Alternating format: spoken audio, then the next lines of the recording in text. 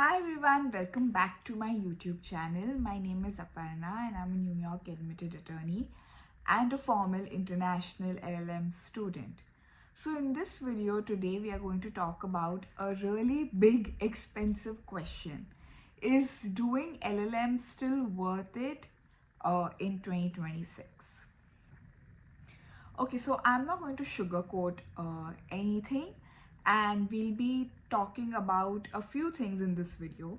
Number one is the real job market for LLM grads. Number two, the visa and immigration hurdles. Number three, bar exam eligibility. And the fourth one is how much this degree actually costs versus what you realistically get back. So by the end, I want you to walk away with clearer yes or no or not yet based on your situation. So number one is the job market. What are you really walking into? So now the good news is that for US JD graduates, the job market has been really strong.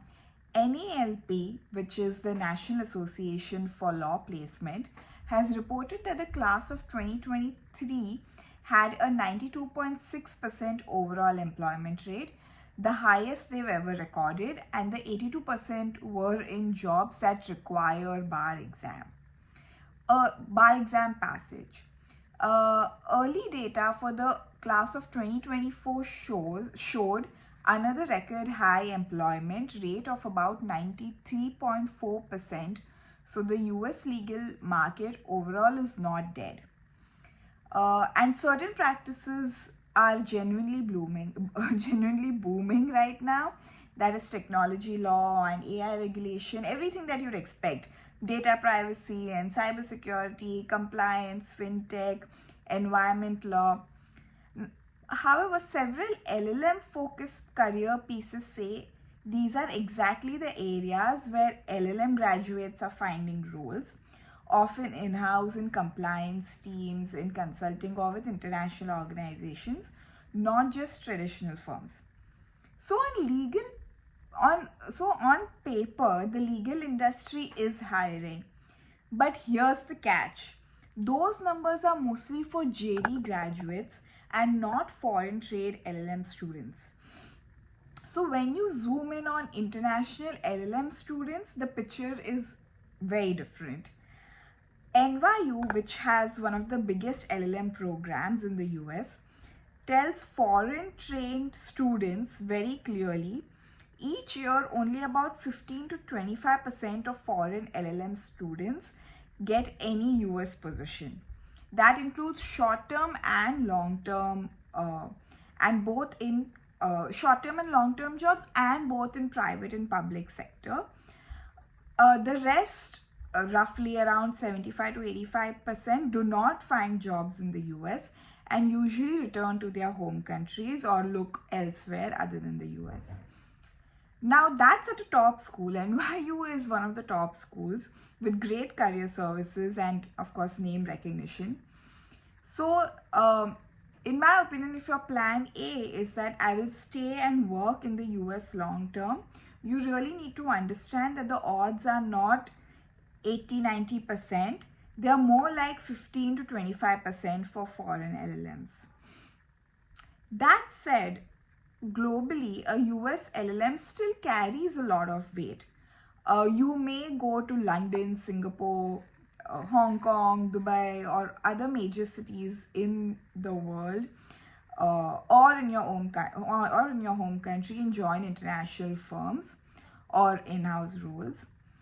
Or you can leverage the US LLM and the US bar license to move up faster in your home country, in your local market.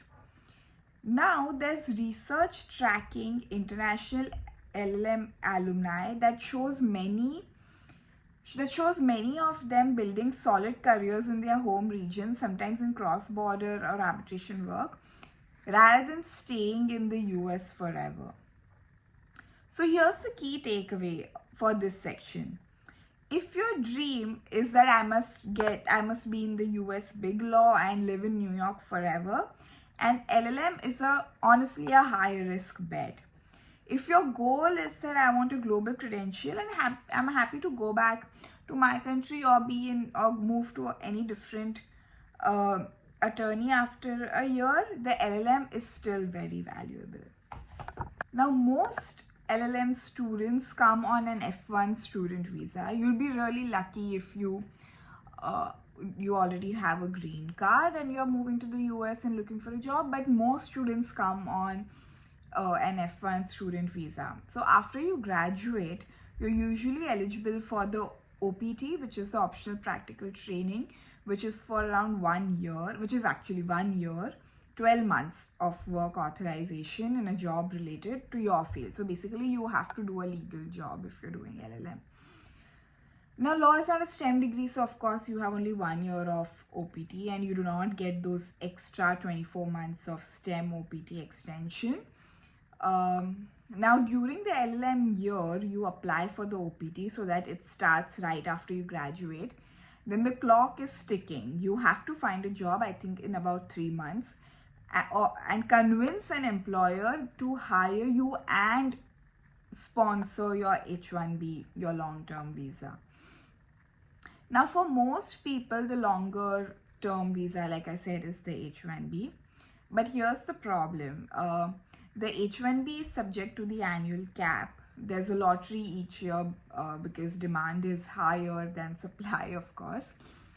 Now, for the financial year 2025 cycle, USCIS reported around 358,000 to 478,000. So basically 358,000 to 478,000 registrations, depending on the source and stage, with only 85,000 cap subject spots available. Another update showed about 114,000 beneficiaries selected in the initial round, which works out to roughly 1 in 4 odds per try. Also, like everyone knows, the US has been trying to tighten rules to reduce fraud and multiple registrations, which slightly improved the odds compared to the disastrous 2024 cycle. But it's, still a lottery. It can just be a bad day for you. So you might do everything right, go to a good LLM school, work hard, even pass the bar exam, convince your employer to file H1B, and you can still lose the lottery and have to leave at the end of the OPT. So there are, of course, there are certain alternatives. For example, O1 for individuals with extraordinary, OVIN visa. There's an OVIN visa for individuals with extraordinary ability. Sometimes, people study more, get another, move to a JSD degree in their law school, or they shift to JD degree after doing the LLM. There are certain things people do so that they can work in the US and stay back. But for most fresh LLM grads, those are like not realistic immediately, or doing a JD after LLM will take another 2 years, 2 to 3 years of your time, and like most LLM grads would not do that. Now, of course, on top of all this, there is an ongoing political debate about OPT itself. Some recent policy decisions and litigations have questioned or sought to restrict the student practical training program. So you absolutely need to keep an eye on immigration news at all time, because rules can change between when you apply and when you graduate. So from a visa perspective, here's the truth. An LLM buys you time and chance, 1 year of OPT, but it does not guarantee the ability to live and work long term in the US. And like I said, the H1B lottery adds a huge element of luck. Now the next big question is, if I do the LLM, can I take the bar exam and become a US attorney? So the answer is, it depends which state. In US, each state has its own rules.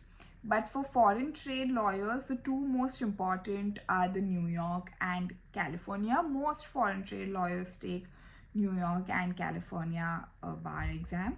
I remember when I was looking for a job, I was almost desperate.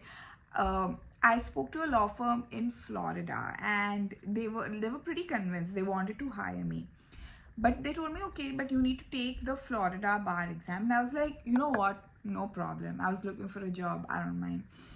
I started reading about Florida bar exam, and I realized that I'm not eligible, although I have an LL.M from Columbia, which is a very good school. Because I think I don't remember exactly, but because I did not study in Florida, I don't have an LL.M degree in Florida, I cannot take the Florida bar exam. And of course, because I was not American. Of course, if you're an American and you've studied in New York, you can take the Florida bar exam, as far as I know. But if you are a foreigner and you did not even study in Florida, you cannot take the Florida bar exam. So then I had to like call up the law firm, hold a meeting the next day and tell them that, thank you so much, but I cannot take the Florida bar exam. So anyway, so every state has its own rules, so you need to really look into it. Most people I know take the, like I said, the New York and California bar exam. Now, like I said, New York is the most popular bar exam for LL.M students. So as per the Court of Appeal rules, if your foreign law degree is from a system equivalent enough, often common law, you may be allowed to sit directly without the LL.M.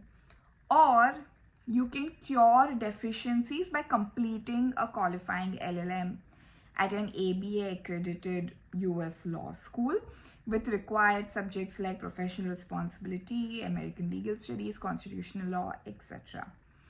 Now, for example, I'm an Indian, and India does follow common law, but still, it was the school system was not considered equivalent, although I studied common law.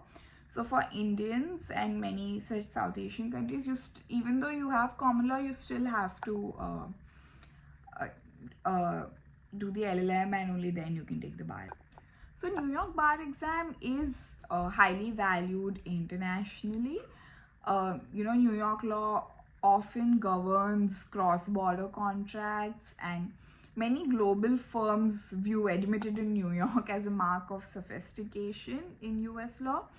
So even if you don't stay in the US, a New York bar license can boost your CV in London, Europe, Asia, or back home. Now, but the question is, but can you actually pass the bar exam? How difficult it is? Now, the data from New York Board of Law Examiners show that foreign educated first-time takers often have pass rates in 40 to 50% range, while US ABA first-time takers, which is US citizens who have done JD, first-time takers are around 80 to 85%. So for example, in July 2022, I have the data from July 2022, foreign educated first times had about 52% pass rate compared to the 85% for ABA grads. So yes, thousands of foreign lawyers pass the New York bar every year, but it is significantly harder statistically than for people who did a full 3-year JD program. So remember, even if you pass the bar, even if you pass the bar, you still need work authorization. So actually use that license in the US. So just by passing the bar exam does not resolve your visa issue. In my opinion, it is not impossible. Of course, many people pass the bar exam. I think I've made a separate video on it. If you work hard, if you lock in for 2 to 3 months, and you know how a competitive exam takes place and you know how to study for it, you'll be fine. Okay, so now let's talk about the elephant in the room. It's the money. A US LL.M is expensive, actually very expensive. High-end schools like Harvard Law School estimate that 1 year of LL.M for 2025-2026 costs about $80,000, 80,760 in tuition, plus roughly $40,000 in living expenses, health insurance, books, etc. So for a total student budget of about, it will cost about $121,000 for just LM is just 9 months. Now, other top law schools in New York or California are in the similar range, and it might just cost you more because of the rents in, New York and California. Now, there are somewhat cheaper schools in lower cost cities, but even then, the total cost for your LLM year will come up to $100,000, like $90,000 to $100,000. So if you don't have family funding or scholarships, that often means that you'll take private loan from your home country bank, or specialized international student loans, often at a very high interest rate. So now how should you think about the ROI, the return on investment? So now basically many LLM articles, and in my experience, you need to carefully evaluate the potential return before you commit on doing the LLM. Now there are let's see two scenarios. The best case scenario is that you go to a good LLM program, you pass the bar exam, and you land a really good job. Or even if you before passing the bar exam, you land a very good job. And let's say your salary starts at about, not even a really good job, like a mid-law, maybe then your salary starts at about $100,000. In that situation, the LLM will pay off, because you've taken some loan, and maybe in a year or 2 years time, you will pay off the loan, or maybe even 3-4 years, because you've gotten a job, and once you pass the bar exam, your salary will increase. So then it seems like it's fine. But the realistic scenario, especially for most people, is that you do the LLM, you maybe get some short-term US experience on OPT, you don't get the H-1B lottery, and you return home to a job that is similar to what you would have gotten without the LLM. So now you're carrying thousands of dollars of debt. So if your post LLM salary is only slightly higher or not higher at all than before, then the ROI can easily be low or even negative. So before you apply, you need to ask yourself these 3 questions. Number 1, how will this LLM realistically change my career trajectory? Number 2 is, what is my plan B if I don't get a US job or the work visa? Honestly, I believe even if you don't get the visa, and if you even work for 1 year and make good money, it may be worth it. At least you can pay off part of your loan. Anyway, the third question is, if I end up going back home with that debt, will I still feel that it was worth it for the knowledge, credentials, and experience? And do I have, it's part of the third question, and do I have good enough family backing that will support me to pay off that loan? Now, so because for a lot of people, the payoff is more intangible,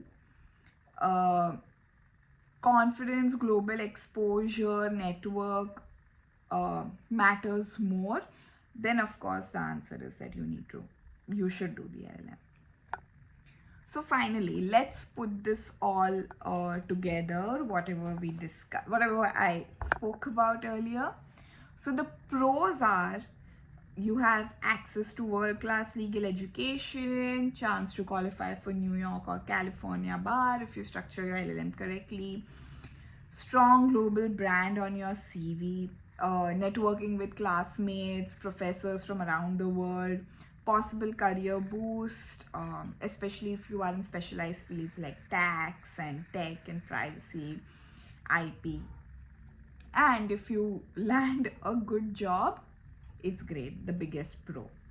Now, cons. Only 15 to 25% of foreign LLM students manage to get US positions, even at top schools. The visa roulette. Only 1 in 4-ish odds per H1B attempt, and only 1 year of OPT for law. Bar exams are harder to pass for foreign trained candidates and require intense preparation. Then another con is, of course, very high tuition and living costs, often $100,000 or more for a year. And again, another con is no guarantee of a huge salary jump, especially if you end up working in the same market you would have worked in anyway. So my honest view is that if you have a clear plan, good grades, relevant work experience, and you have family support financially, and you can afford the LLM or get decent funding with low interest rate, and you're okay with returning home, a US LLM is absolutely worth it as a long-term career investment and life experience. But if you're thinking of taking a massive debt, a massive loan with no backup plan, which only you have to pay off entirely, and purely because everyone says US is amazing, that's the reason you want to do the LLM, I would pause and seriously consider. So thank you so much for watching my video. Please don't forget to like, share and subscribe. And if you have any questions, please put it down in the comments below and I'll try to answer them. And even if I don't answer to them, I'll make a separate LLM Q&A video where I'll answer all these questions. Thank you. Bye.